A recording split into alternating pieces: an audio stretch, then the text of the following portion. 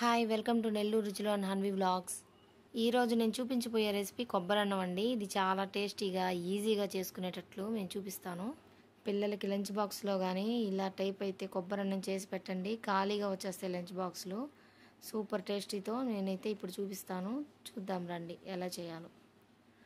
ముందుగా 2 టమాటాలు, ఒక ఆనియన్, కొంచెం పుదీనా, 3 పచ్చిమిర్చి అయితే కట్ చేసి పక్కన పెట్టుకోవాలి. ఇప్పుడు దాల్చిన చెక్క 1, 3 లవంగాలు, 1 స్టారు, 2 మరాఠీ మొగ్గ, 1 బిర్యానీ ఆకు, కొంచెం షాజీరా తీసుకోవాలి. ఇదైతే హాఫ్ కొబ్బరి గిన్నె. దీన్ని అయితే మిక్సీ జార్లో వేసుకొని పాలు తీసి పక్కన పెట్టుకున్నానండి. ఇప్పుడైతే స్టవ్ వెలిగించి ప్యాన్ పెట్టి కొంచెం ఆయిల్ అయితే వేసి అందులో ఈ గరం మసాలా స్పైసెస్ అంతా వేయాలి. ఇప్పుడు ఇవి వేగాక ఇందులోనే ఆనియన్ కూడా వేసేద్దాం. ఇలా వేగుతూ ఉన్నప్పుడే కట్ చేసి పెట్టుకున్న పచ్చిమిర్చి కూడా వేసేయాలి. ఇలా వేసి ఇలా ఫ్రై అయితే చేసుకుందాం. మరీ ఎక్కువ వేగాల్సిన అవసరం లేదు, కొంచెం వేగితే చాలు. ఇప్పుడు కొంచెం పుదీనా కూడా వేయాలి.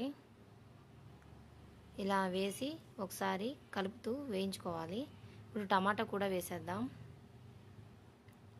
ఇలా వేసిన తర్వాత మొత్తం ఒకసారి కలుపుతూ సిమ్లో పెట్టి మగ్గించుకోవాలండి. టమాటా కొంచెం మెత్తగా ఉండాలి. నేనైతే ఒక 5 మినిట్స్ అయితే మూత పెట్టి ఉడికించుకుంటున్నాను. 5 మినిట్స్ తర్వాత ఇటు బాగా వేగింది. ఇప్పుడైతే ఇందులో 2 స్పూన్ల అల్లం వెల్లుల్లి పేస్ట్ అయితే వేస్తున్నాను.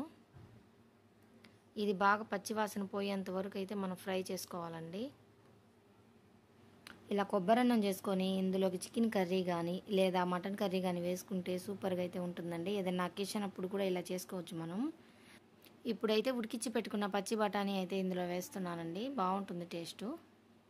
ఇలా ఒకసారి మొత్తం కలిపి మూత పెట్టి ఒక 5 మినిట్స్ మగ్గించుకుందాం.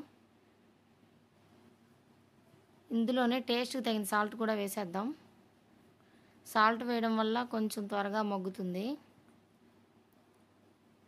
ఇలా మొత్తం ఫ్రై అయిపోయిన తర్వాత ముందుగా మనం కొబ్బరి పాలు అయితే తీసి పెట్టుకున్నాం కదా, అది కొలతలతో చూసుకొని పోసుకోవాలి. నేనైతే 2 గ్లాసులు బియ్యం అయితే నానబెట్టి పక్కన పెట్టాను. 2 గ్లాసుల బియ్యానికి నేను 4 గ్లాసుల వాటర్ అయితే పోస్తున్నానండి. చూసారా, ఇలా ఎసురు తెల్లిన తర్వాత ఇందులోనే మనం నానబెట్టుకున్న బియ్యాన్ని కూడా వేసేయాలి. ఇలా బియ్యం అంతా వేసిన తర్వాత మొత్తం ఒకసారి కలిపి సాల్ట్ సరిపోకపోతే వేసుకోవాలి. ఇప్పుడైతే మంటను హై ఫ్లేమ్లో పెట్టి ఒక 10 మినిట్స్ మూత పెట్టి ఉడికించుకుందాం. చూడండి ఇలా ఉడుకుతూ ఉంటుంది. ఇప్పుడైతే సిమ్లో పెట్టేయాలి మంటను. కడాయి మీద మూత పెట్టి ఏదైనా బరువుగా ఉన్న వస్తువుని దాని మీద పెట్టాలి. ఒక 15 మినిట్స్ అయితే వదిలేయాలి. అంతే, ఎంతో టేస్టీగా ఉండే కొబ్బరన్నం అయితే రెడీ అండి. మీ ఇంటికి ఎవరైనా గెస్ట్లు వస్తే ఇలా చేసి పెట్టండి విత్ చికెన్ కుర్మాతో. వీడియో నచ్చితే లైక్ చేయండి, షేర్ చేయండి, సబ్స్క్రైబ్ చేయండి. Thanks for watching.